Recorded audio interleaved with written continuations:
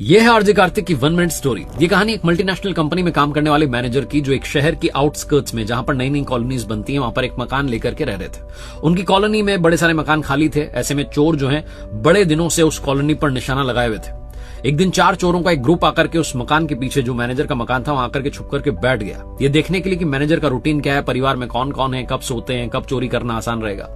तभी मैनेजर साहब शाम के समय आए और घर में जाने की जगह घर के पीछे वाले हिस्से में आए, और जो आम का पेड़ था वहां उन्होंने बैग में से कुछ निकाल करके रख दिया। चारों चोरों की आंखें चमक गई कि क्या छुपा रहे हैं मैनेजर साहब, जो कुछ है इस पेड़ के यहीं पर है, घर में कुछ नहीं है।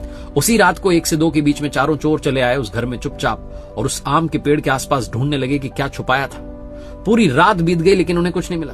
3 रात तक वो आते रहे लेकिन उन्हें कुछ नहीं मिला। फाइनली संडे आ गया। संडे के दिन थक हार करके वो कपड़े बदल करके बिल्कुल डोर टू डोर मार्केटिंग वाले बन करके पहुंच गए मैनेजर के घर। चाय नाश्ते पर बात चल रही थी, तभी एक चोर बोला कि साहब सच बताएं तो हम चोर हैं और हम समझ नहीं पा रहे हैं, 3 रात काली कर ली, समझ ही नहीं आ रहा है कि आप क्या आकर के रोज शाम में वहां छुपाते हैं पेड़ के यहां पर। मैनेजर हंसने लगा और कहने लगा, अरे कुछ नहीं छुपाता हूं, एक्चुअली मैं प्राइवेट जॉब में काम करता हूं, इतनी टेंशन होती है, इतना काम होता है, बॉस की टेंशन, टीम की टेंशन, क्या क्या संभालूं।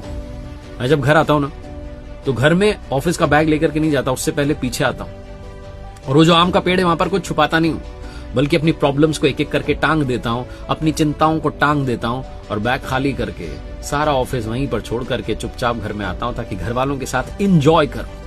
अगली सुबह जब जाता हूं तो फिर से जो काम की टेंशन होती है वो लेकर के निकल जाता हूं, बाकी वहीं टंगी रहने देता हूं। चारों चोर शर्मिंदा होकर चले गए।